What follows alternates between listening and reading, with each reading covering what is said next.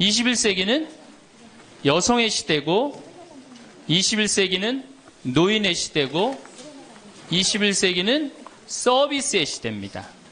또 21세기는 환경의 시대예요. 그래서 여러분들하고는 오늘 21세기는 여성의 시대와 21세기는 노인의 시대에 대한 이야기만 좀 하도록 하겠습니다. 3번에 제가 3번이 아니고 분당에 이렇게 나가보면은 먹자골목에 가보면 낮에 가보면은 전부 여자 천지예요. 여자들. 네. 남자가 없어요. 남자가. 찜질방을 가봐도 여자 천지예요. 여자 천지. 우리나라 경제권을 집안에서 60%가 여자가 결정한대요. 남자가 얼마를 결정하냐면 13% 결정한대요. 우리나라는 남자들이 결정권이 없어요. 우리 집에 어머니만 봐도 완전히 여자의 팔자가 완전히 고쳐진 걸 볼 수 있어요. 우리 어머니가 처음 시집 오셔서 어디서 식사를 하셨느냐면 부엌 부뚜막에서 하셨어요. 부엌 부뚜막. 이렇게 여기다가 올려놓고 나물에 밥을 3분에 비벼 드셨대요. 지금도 어머니하고 이렇게 밥을 이렇게 먹으면 어머니가 3분 만에 드세요. 왜 이렇게 빨리 먹느냐 그러니까 6.25 이전에 시집을 와갖고 밥을 빨리 먹어야만이 소 꼴도 먹이고 죽도 쓰고 애들 젖도 먹이고 어디 감히 시아버지하고 남편하고 밥을 먹느냐 이거예요. 근데 제가 어렸을 때 어머니가 어디서 식사를 하셨냐면 방 바닥에서 하셨어요. 방에 상도 많은데 꼭 바닥에서 밥그릇을 갖다 놓고 앉아서 드시더라고요.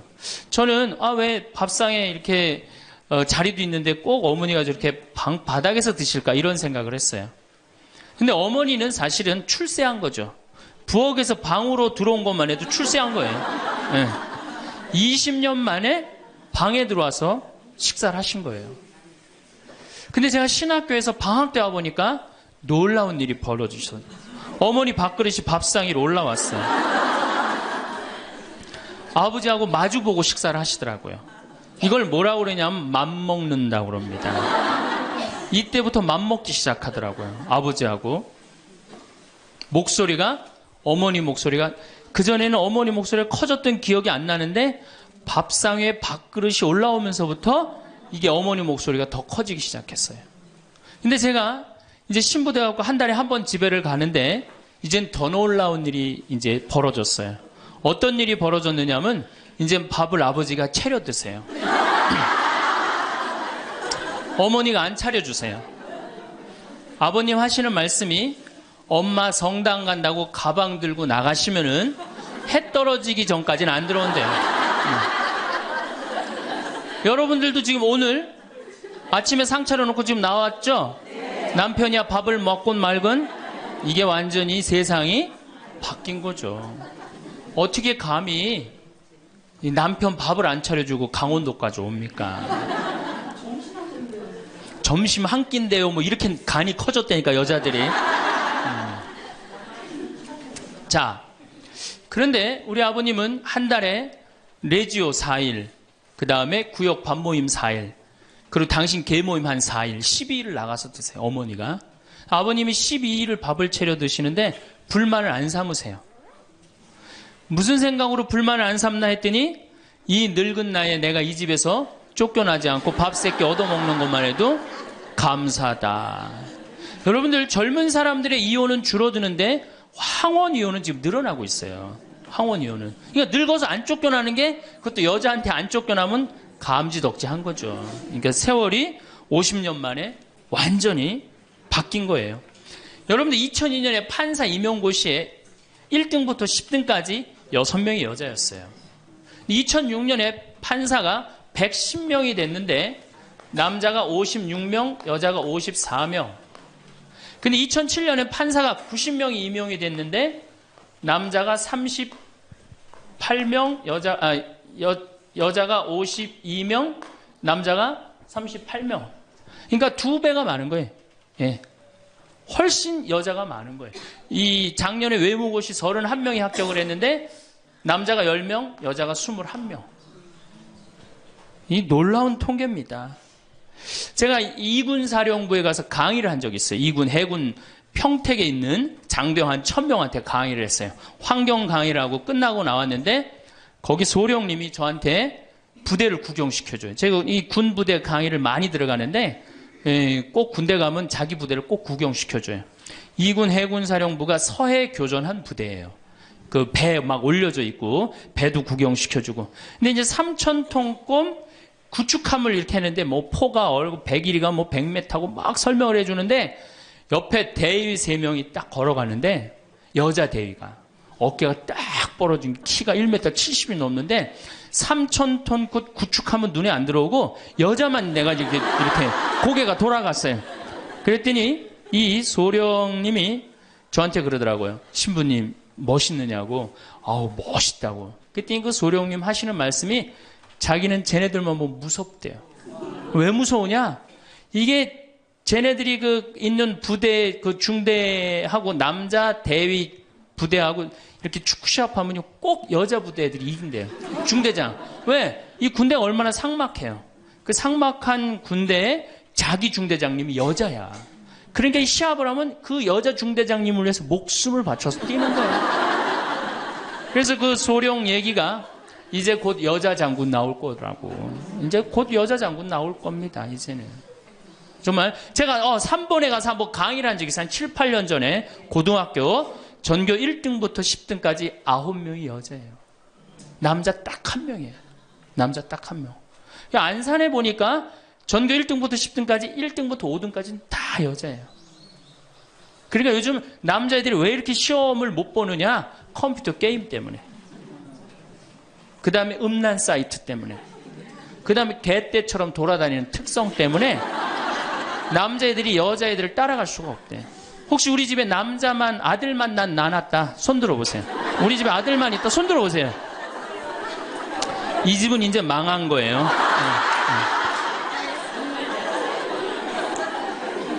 여러분들이 지금 조금 새말적으로 멀리 돌아오셨는데 거기에 횡성고등학교 민족 4강 고등학교가 있어요.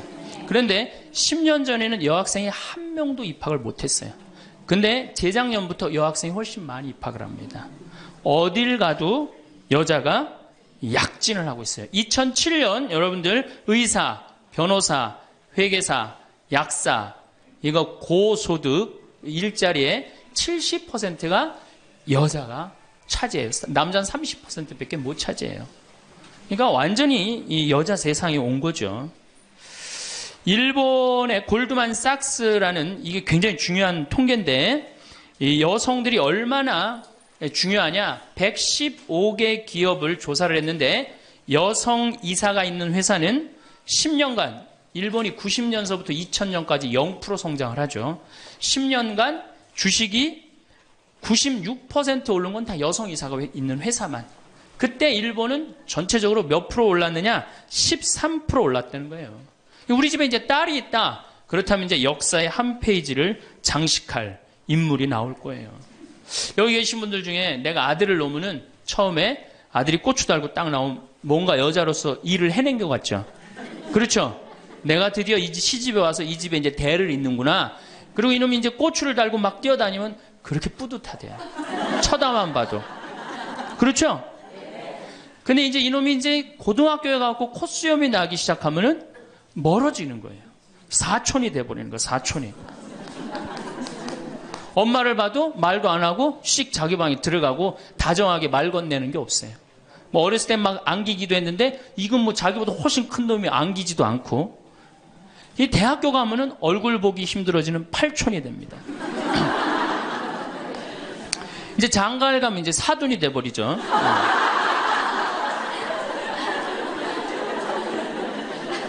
제가 여기 여러분들 노인대학에 옵니다. 이렇게 1박 2일로 100분 정도 와요. 한 100명 정도 노인대학에 오면은 딱 티가 나요.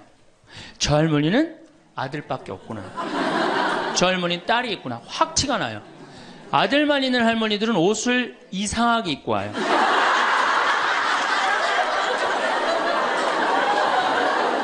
그 몸빼 바지 비슷한 거 입고 와요. 아들만 있는 할머니. 아니 관광버스를 타고 여기까지 오는데 1박 2일을 오는데 멋을 좀 내야 되는데 하여튼 몸빼바지 비슷한 거 입고 와요. 파마를 해도 어떻게 하고 오느냐? 철모 뒤집어 쓴 거 같이 이렇게 하고 와요. 파마를 하고 와도. 그럼 물어보면 제가 물어봐요. 할머니 아들밖에 없죠? 그러니까 아들밖에 없대. 아니 사둔 아들이 엄마가 철모를 뒤집어 쓰든 몸빼바지를 입든 관심 없습니다. 근데 딸이 있는 할머니들은 틀려요. 딸이 있는 할머니들은 이 스카프를 하고 와도 색깔이 벌써 뭐 보라색에 벌써 틀려요. 이 파마 웨이브가 틀려요. 딸이 있는 할머니들은. 네, 딸이 있는 할머니들은 파마 웨이브가 틀려요.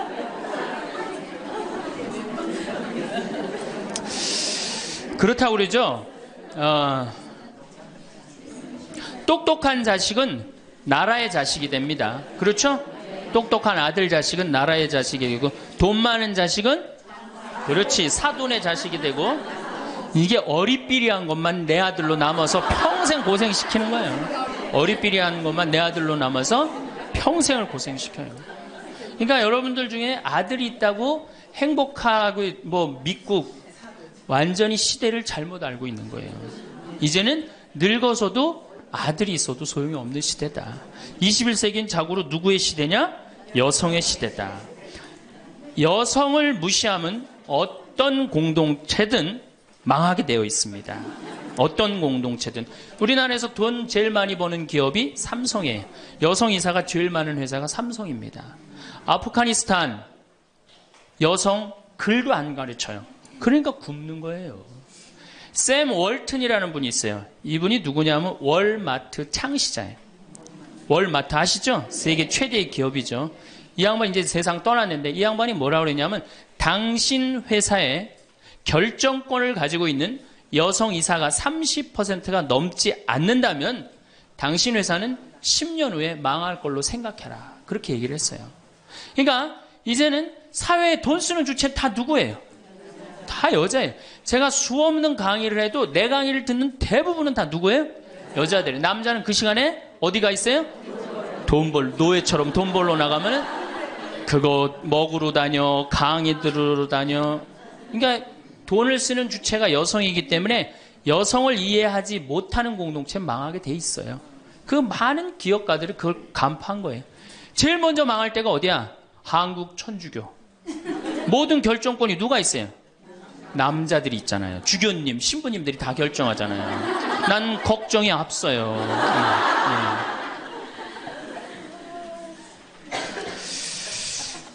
사회는 변해가는데 교회는 이 엄청난 시대의 변화를 이해하지 못하고 있어요. 따라가지 못하는 거죠. 그러니까 성당 나오는 대부분의 정말로 이 신앙생활하는 대부분의 우리 고객은 신앙생활하는 교우들은 누구예요? 여성이란 말이야. 근데 신부들이 뭘 알아요? 여러분이 뭐 때문에 괴로워하는지 알아요? 몰라요. 한 걸음 건너는 거예요. 이 늙은 나이 드신 할머니들은 뭐 때문에 괴로워요? 그놈은 며느리 때문에 괴롭잖아요. 근데 우리가 며느리 때문에 괴로워하는 시어머니를 잘 이해합니까? 못하죠. 젊은 여러분들은 뭐 때문에? 죽지도 않는 시어머니 때문에 괴롭잖아요. 성당에 와서 앉아 있어도 답답한 거예요. 정말 그런 뻥 뚫리는 얘기 별로 못 들어요. 그러니까 우리 천주교가 사실은 뭐 400만이다 500만이라 그래도 미사 참여는 120만 밖에 참여를 안 합니다. 그러니까 네 식구 중에 한 식구만 주일날 와서 밥 먹는 거예요. 망한 거죠. 사실은 엄격하게 보면은. 근데 이런 심각성을 잘 못 느끼고 있는 거예요. 그러면은 여성들이 왜 이렇게 갑자기 살기 좋은 세상이 됐느냐? 이유가 있어요. 20세기에 10대 발명품이 있습니다. 여러분들 그게 뭐냐면은 상대성 이론, 원자탄 2차 세계대전을 끝낸 거, 페르마의 마지막 정리, 자동차, 비행기, DNA 이중 나선 구조, PC, 인터넷, 물리학의 양자역학. 이게 20세기 최대의 발명품인데 최대의 발명품은 1961년 독일 쉘링사에서 나온 아나보나라는 피임약이에요. 그럼 피임약이 나오기 전에 우리 어머니 세대 70, 80이 된 어머니 세대는 애를 몇 낳았어요? 10명. 아, 멋있는 말 없어요? 한타스. 그거 멋있는 말이 아니야. 우리 어머니 세대는 어떻게 힘 닿는 대로 낳죠. 힘 닿는 대로. 그런데 이거보다 더 멋있는 말이 있어요. 생기는 대로. 얼마 전에 충청도 레지아 그 강의를 갔는데 거기서는 충청도 사람들은 또 우리하고 생각이 틀리더라고. 닥치는 대로 낳대.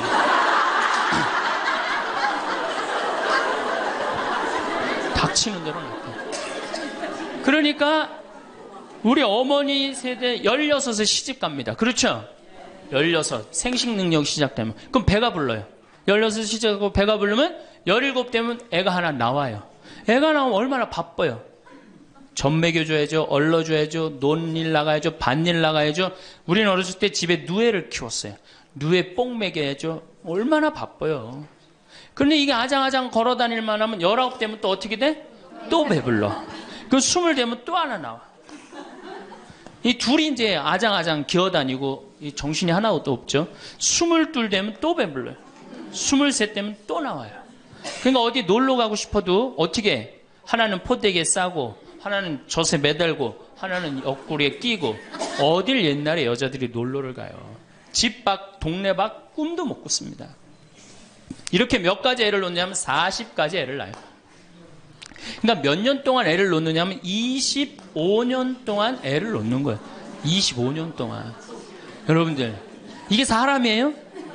25년 동안 애를 놓으면 이거는 애를 놓는 게 아니라 새끼 놓고 새끼 키우고 새끼 놓고 새끼 키우고 새끼 놓고 새끼 키우는 거예요. 그러니까 40에 내가 애를 놓으면은 그 애는 내 첫 장남의 애하고 같이 자랍니다. 그러니까 옛날에 할머니들은 요즘 젊은이들은 다 우리 아가야 그러잖아요. 근데 옛날에 할머니는 다 뭐라 그래? 아이고 우리 새끼들 그러잖아요. 막내는 새끼로 안 보이죠. 강아지로 보입니다. 강아지. 아이고 우리 강아지. 그러니까 25년 동안 저렇게 새끼 놓고 새끼 키운 여자 머릿속에 든 게 있느냐? 머릿속에 든 게 있을 수가 없어요. 그렇게 바쁜데 무슨 생각할 시간이 어디 있어요. 그래서 머릿속에 든 거 없는 여자가 집안일 챙겨나면 그 집 망한다. 그래서 암탉 꼬꼬댁 하우스 폭삭 그랬어요. 옛날에는. 그런데 이 피임약이 나오고부터 애가 줄어들기 시작합니다. 4명으로 3명으로 2명으로 이젠 1.05명으로 줄어들었어요. 여자가 애 놓는 시간이 1년으로 줄어들었어요. 1년으로. 여자한테 몇 년의 시간이 자유시간이 주어져요?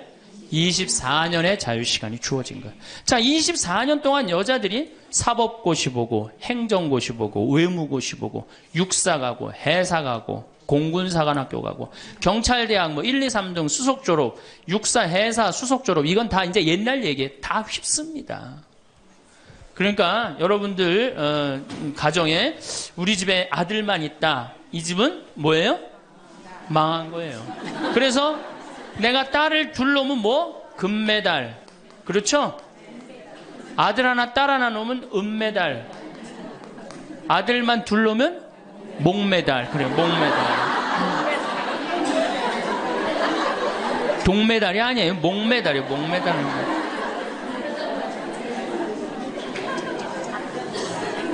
그런데 문제는 이렇게 여자들이 살기 좋은 세상이 됐어요. 이렇게 살기 좋은 세상이 됐는데 참 불행하게도 대한민국에서는 여자들이 이 사회를 주도해 나가는 주도 세력이 못 됩니다. 왜냐하면 16대 때 우리나라 여성 국회의원이 16명에서 300명 중에 5.4%, 17대 때는 39명, 300명 중에 그러니까 12%, 13%예요. 그런데 여러분들 정말로 잘 산다는 스웨덴은 국회의원이 42.7%, 덴마크는 29.8%, 30%예요. 그러니까 여성들이 사회에 진출해서 그 사회를 변화시키려고 굉장히 노력을 해요. 근데 우리나라 여성들은 사회가 뒤집어지든 엎어지든 지금 바로 여러분들 세대, 지금 30대, 40대, 50대 요 세대들은 관심이 없어요. 엎어지든 뒤집어지든. 지금 여러분들 우리나라 4급 공무원 100명 중에 여자 공무원이 몇 명인 줄 아세요? 딱 5명이에요.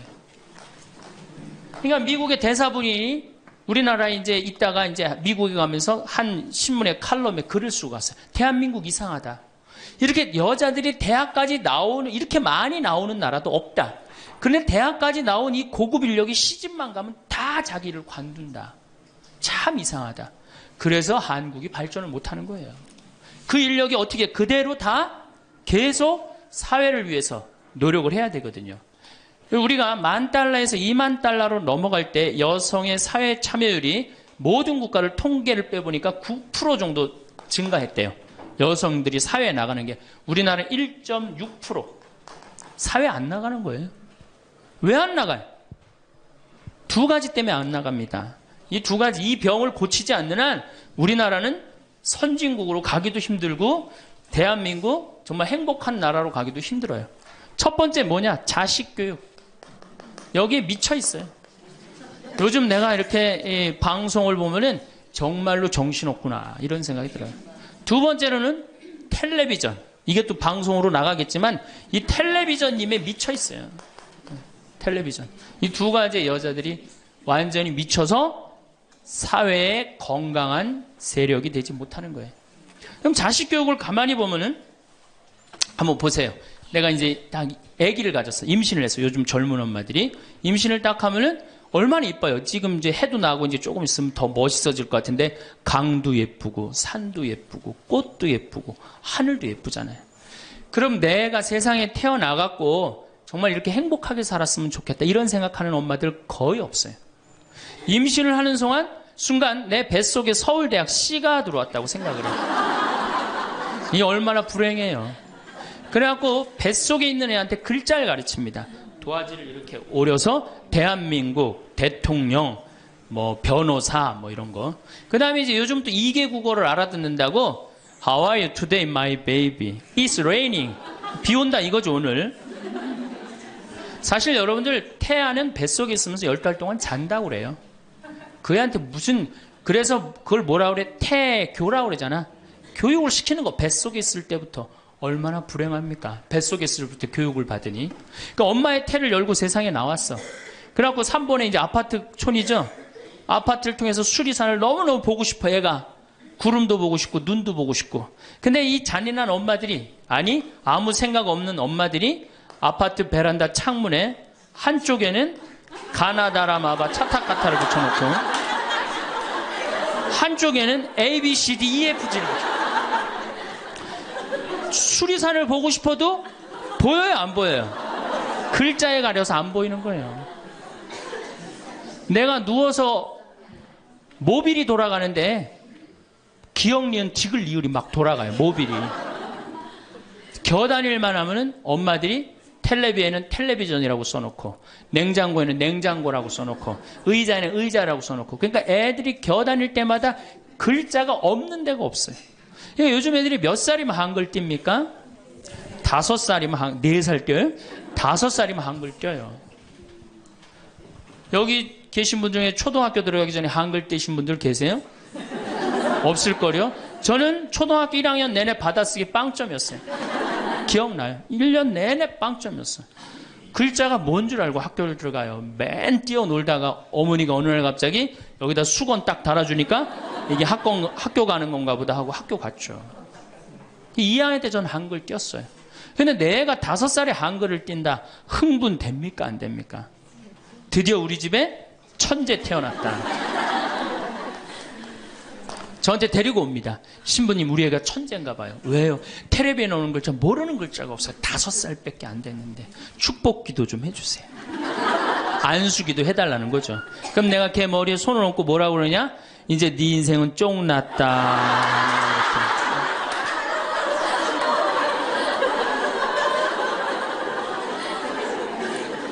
왜?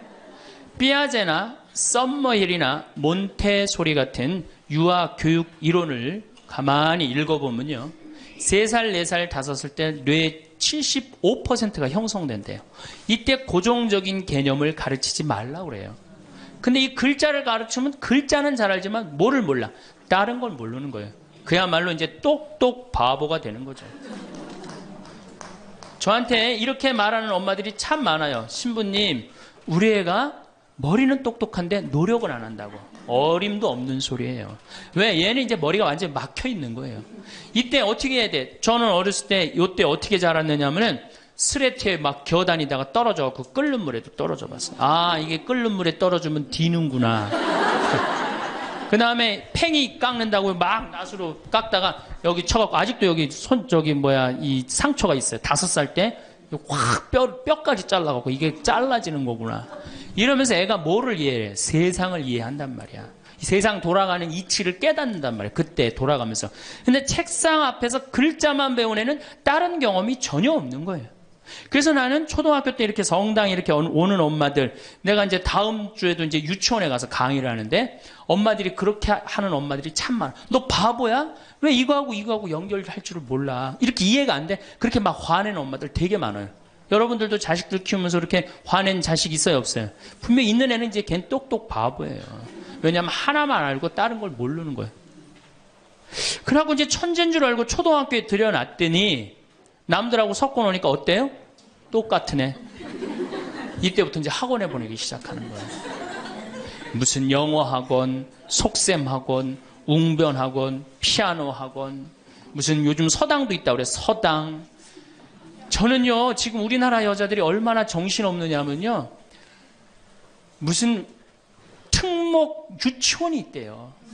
고등학교 가기 위한 특목 유치원이 있다는 거예요. 이건 초등학교도 아니고, 그래서 9시부터 2시까지 공부를 하고 2시부터 4시까지 시험을 보고 간대요. 6살, 7살짜리 아이가 세상을 막 느끼고 누리고 행복하게 살아가야 되는데 머릿속에 뭐가 들어있는 건지 모르는 거죠. 내 아이가 어떻게 살면 행복한지를 모르는 거죠. 1등만 하면 행복하다고 생각을 하는 거예요. 이게 우리나라의 불행의 시작입니다. 전 국민이 불행한 이유 중에 하나예요. 그러니까 이게 돈이 얼마가 들어가? 20조가 사교육비로 들어간다는 거죠. 20조가. 큰 문제죠. 그래갖고 이제 초등학교 때는 엄마 말을 듣습니다. 왜? 엄마가 나보다 크니까. 때리면 맞아야 되고, 그리고 그때는 막 똑똑하지도 않잖아, 얘가. 근데 딱 6학년만 넘어서 갖고 중학교 1학년만 되면요, 갑자기 엄마보다 애가 커져요. 딸은 그래도 괜찮아.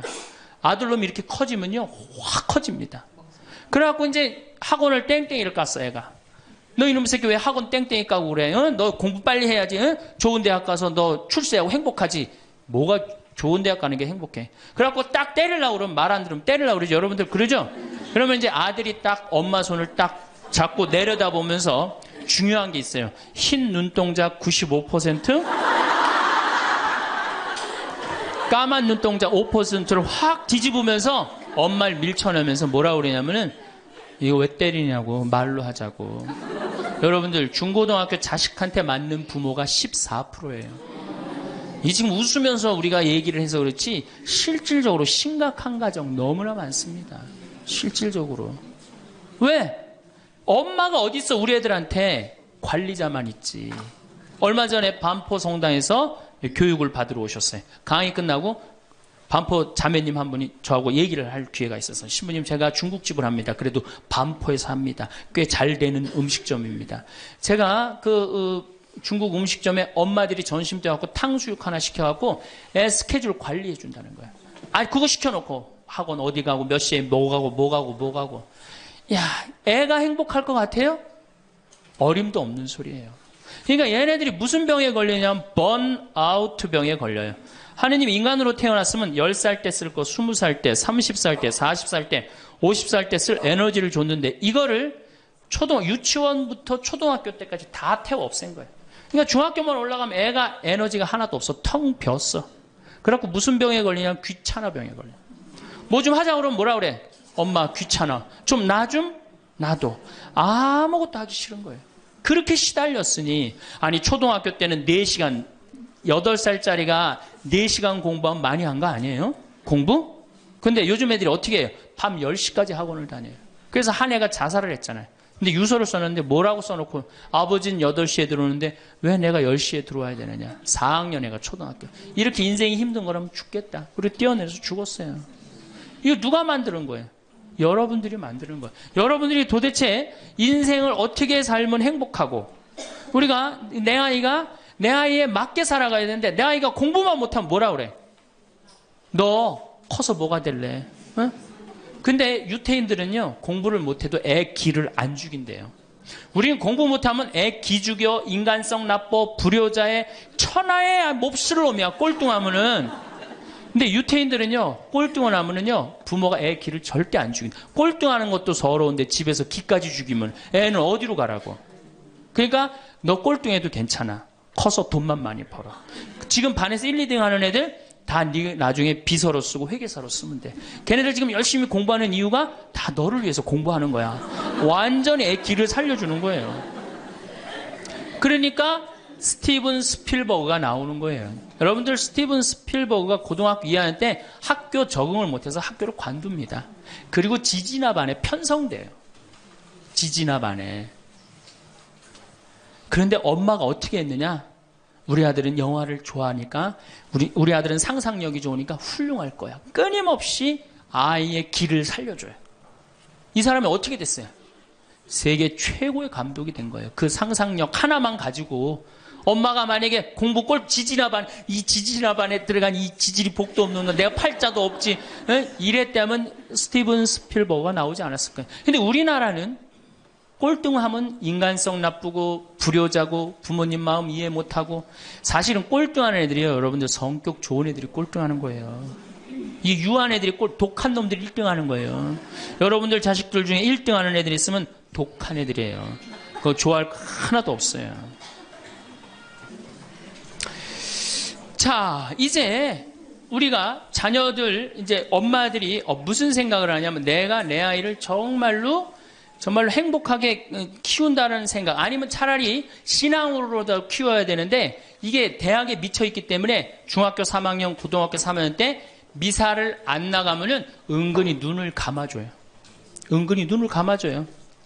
이땐 막 강하게 얘기를 안 합니다. 근데 사실 이게 이제 우리가 정말로 잘못 키우는 거죠. 자식을 완전히 잘못 키우는 거예요.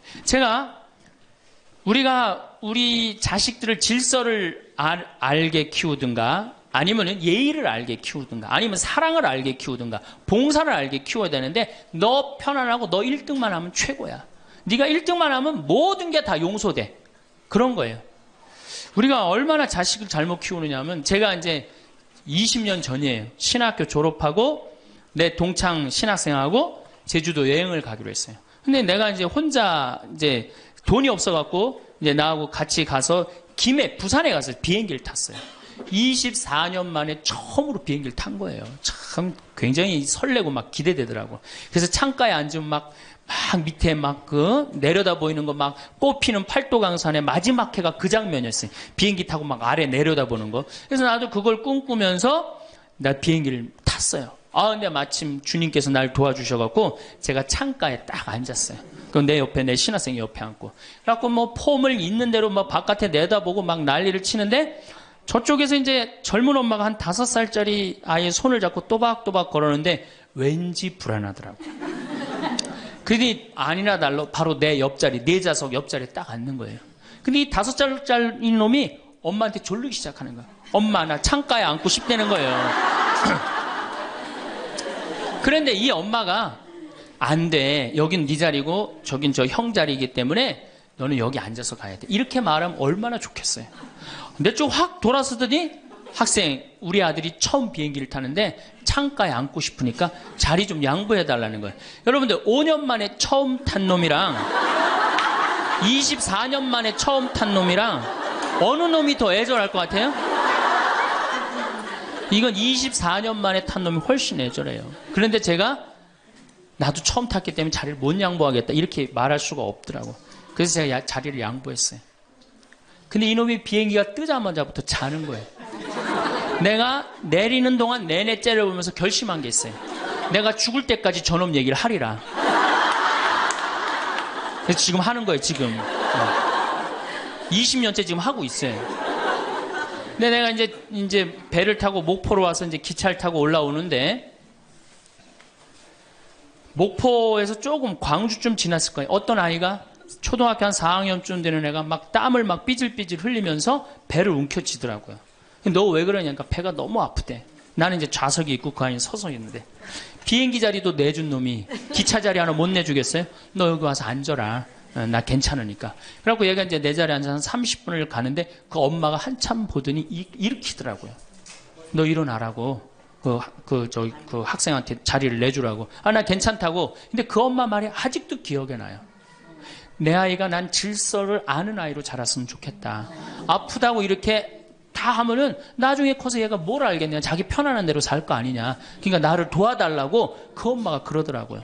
이제 시간이 지나서 나는 그렇게 지금 그 비행기에서 내 자리 뺏은 놈은 지금도 엄마 속을 썩일 거고 그 기차 자리에서 일어난 아이는 지금 엄마의 영광이 됐을 거예요.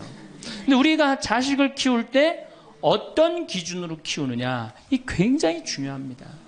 어쨌든 신부님은 결혼을 안 해갖고 자식의 소중함을 몰라서 그런 답답한 소리를 합니다. 그래갖고 이제 어떻게 내 아이가 이제 서울대학을 갈 줄 알았더니 지방 무슨 제3대학을 졸업을 했어. 네. 졸업을 해갖고 취직을 했어. 그럼 부모 역할 다 한 거야, 안 해요? 부모 역할 다 한 거예요. 역사적으로 자식이 농사를 지을 줄 알았으면 부모 역할 다 했어요. 공자님 시대 평균 연령이 몇 세였냐면 38세였어요. 16에 시집을 가갖고 32, 33 되면 내 아이가 16이 됐을 때 부모가 기다려줬어요, 안 기다려줬어요? 안 기다려줬어요. 죽었어요. 그러니까 옛날에는 자식이 부모한테 애절합니까? 안 애절합니까? 애절해요. 죽지 말라고. 그러니까 옛날엔 장남이 어머니, 아버지 돌아가시면 어떻게 해? 손가락 깨물어서 단지해드렸어요. 입에다 피 넣어드렸어요. 그건 어느 장남이나 부모가 30대 돌아가면 다 합니다. 그리고 허벅지 잘라갖고 고기 먹고 싶다면 자기가 직접 해주고. 그게 뭐 상상이 안 가는 일이지만 옛날에는 그게 가능했어요. 왜? 이렇게 날 키우고 지금 죽으면 어떻게 하느냐. 그리고 옛날에 장남이 죽지 말라고 그러는 이유가 있어요. 왜 죽지 말라고 그러면 동생이 13, 17, 4, 1살이란 말이야. 아니 이렇게 나눠놓고 지금 죽으면 이거 누가 키워야 돼? 장남이 키워야 되잖아요. 그러니까 죽지 말라고 그랬던 거예요. 근데 우리 어머니가 60까지 살았어. 그러면은 이 1살이 시집 장가 가는 나이예요. 그러니까 장남이 너무 고맙다고 이렇게 내 동생 다 키워줘서 너무 고맙다고 잔치를 해준 게 바로 회갑잔치, 환갑잔치예요.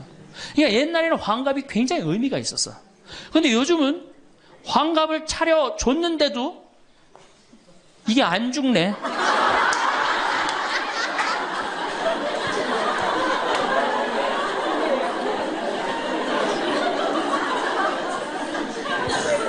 그 노노 2인 4편에 뭐라고 그러냐면 너희는 부모의 나이를 꼭 기억해둬라. 부모를 모실 날이 얼마 남지 않은 것을 생각하고 그 다음에 부모가 살 날이 얼마 남지 않은 것을 생각하고 부모의 나이를 꼭 기억하라고 했어요. 나는 그걸 읽고 우리 어머니가 얼마 살 날이 얼마 남지 않았구나 그런 생각을 하고 매년 나이를 기억해뒀어요. 근데 이제는 포기했어요. 헷갈려요. 몇 살을 사시는지. 그리고 어머니가 60대 뭐라고 그러셨느냐면은 에휴 늙으면 죽어야 돼. 늙으면 죽어야 돼. 그래서 그때 굉장히 내가 그 논어를 막 한참 읽을 때라 정말로 내가 부모한테 잘해야 되겠구나.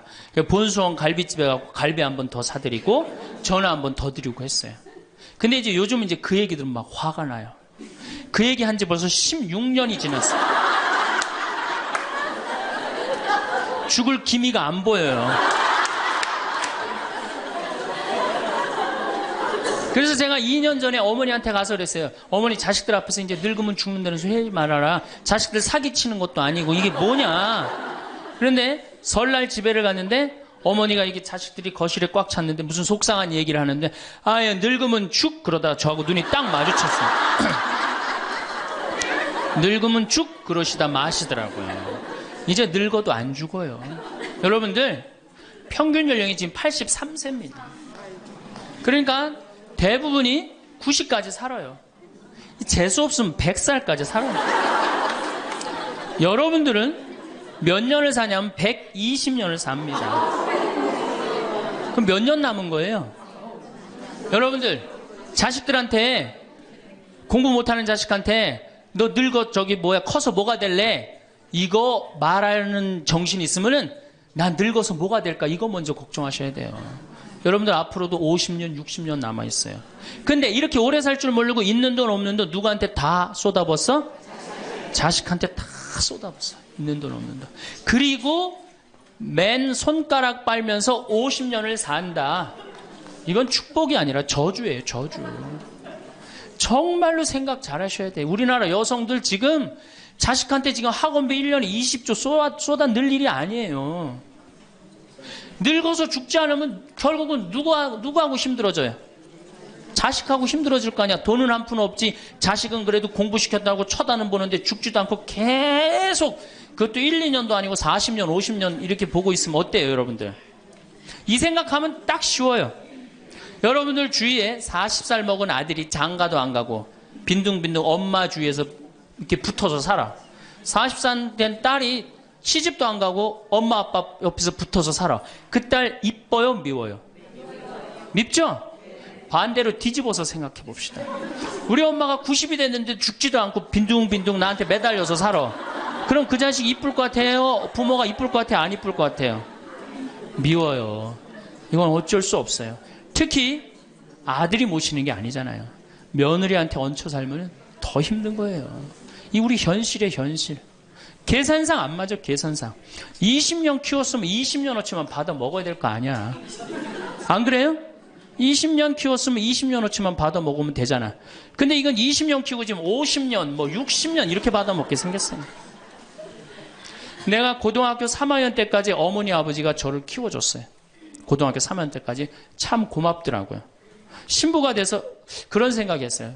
그래도 옛날에는 신부가 집안 떠난다 그러지만 지금은 집안하고 신부하고 연관이 많아요. 그래서 내가 그래도 어머니 아버지가 나를 20년 키워줬으니까 내가 20년은 갚으리라. 20년 얻어먹었으니까 20년은 갚으리라. 그런 생각을 했어요. 참 기특한 생각을 했죠. 내 첫 활동비가 46만 원이었어요. 어머니 2만 5천 원, 아버지 2만 5천 원. 용돈을 드리기 시작했어요. 지금 17년째 한 달도 안 빠지고 용돈을 드려요. 지금은 좀 많이 드리죠. 강의 다니고 그러니까 조금 제가 강사료 있으면 한 달에 5번, 6번 강의를 나가니까 그 강사료 중에 하나만 나눠줘도 용돈 많이 드리는 거예요. 17년 드려요. 한 달도 안 빠지고. 제가 생각해도 제가 기특해요. 이제 3년만 하면 끝나는 거예요, 이제. 3년만 하면 끝나는데 집에 가보면은요 3년으로 끝날 것 같지가 않아요. 아버지가 막 지리산 꼭대기까지 뛰어 올라갔다가 뛰어내려요. 이 심각한 문제입니다. 네. 그러니까 아버님이 이렇게 지금 이제 78이신데 우리 큰형님 형님으로 동네에서는 알고 있어요. 근데 여러분도 한번 생각을 해보세요. 내가 돈 없이 정말로 50년을 자식한테 얹혀서 산다. 그럼 어느 자식이 그 부모한테 효도를 끝까지 할 수 있겠느냐. 이거 불가능한 거예요. 여러분들 지금 내가 자식 잘 키우면 호강할 거라고 생각하죠? 어린 밤 푸너치도 없는 소리예요. 잘 키워놓은 자식은 나라의 자식 됩니다. 돈 많은 자식은 얼굴 구경하기 힘들어요. 예.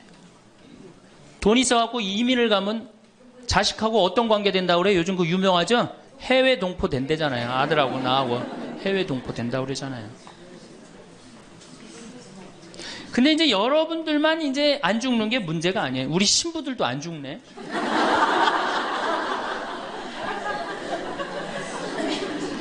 신부들이 내가 신부 될 때 우리 수원교회 은퇴사제가 한 분 계셨어요.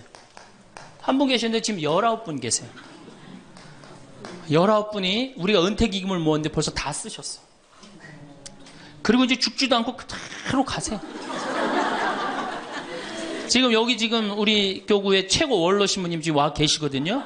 예, 와 계신데 지금 이제 83인지 4인지 또 헷갈리는데 예, 계신데 건강하세요. 제가 보기엔 한 95까지 사실 것 같아요. 그러니까 참 우리 신부들, 여러분들은 그나마 손자도 있고 손녀도 있지. 우리 신부들은 아무것도 없잖아. 은퇴하면은 땡이에요, 땡. 교우들이 찾아와요. 이거 1년 겨우 찾아오고 1년 지나고 나면 내가 은퇴 신부님들 가보면 하루 종일 혼자 계세요. 그것도 1년 365일. 그러니까 이탈리아는 어떻게 은퇴를 안 합니다. 신부님들이. 절대 은퇴 안 해요. 왜? 외로운 걸 아니까. 이게 실제로 있었던 일인데 93살 먹은 할아버지 신부님이 은퇴를 안 하는 거예요. 여러분들 시어머니 93살 되면 제정신이에요? 제정신 아니에요? 아니 93살 먹은 신부님이 93살이 정신이 오락가락 하는 거예요. 그러니까 이게 이 신부님이 혼배 때 이제 장례 강론하고 장례 때 혼배를 강론하고 막 이러는 거예요. 주교님이 머리가 아픈 거예요. 그래서 하루는 주교님이 찾아가서 신부님한테 신부님 이렇게 은퇴하라고 그래도 은퇴도 안 하시고 이렇게 맨날 이렇게 헷갈려 하시고 하니 내가 보좌 하나 보내줄 테니 그 보좌 받아갖고 어려운 건 보좌를 시켜라. 그래서 신부님 너무 기분이 좋대. 보좌가 딱 온다 그러니까. 보좌가 왔는데 70살짜리를 보내는 거예요. 70살짜리를 보내는 거예요.